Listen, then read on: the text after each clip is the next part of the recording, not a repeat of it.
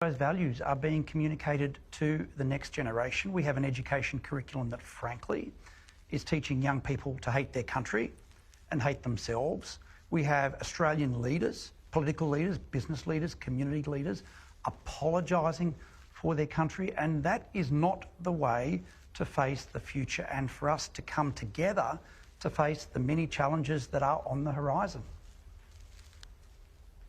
Tony Abbott used to say that the silent majority won't stay the majority as long as they stay silent. What sort of projects will this centre be involved with? Well, the very first project that we've been involved with, Peter, is an attempt to articulate an Australian canon. As you would know, there's the Ramsay Centre for Western Civilisation, which talks a lot about the Western canon, and we're an important part of the West. But we've also made our own unique and distinctive contribution to it.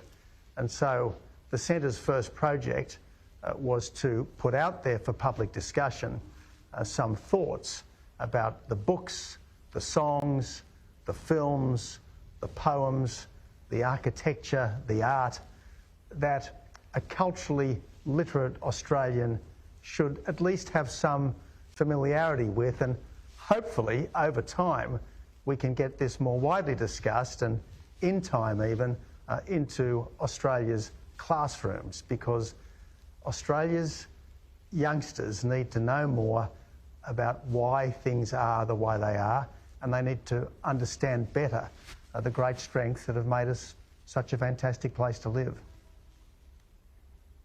There's a Dixer for you, John, but important question. How would you best describe the Australian way of life?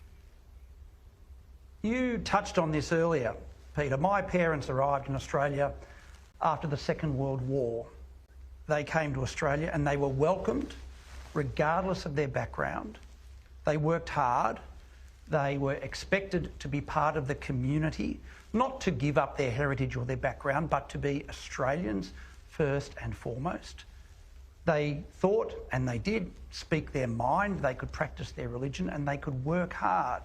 And they were part of a single community. We're all different, but still part of a community as Australians. And for me, that is the Australian way of life, one that recognises we are a fair country.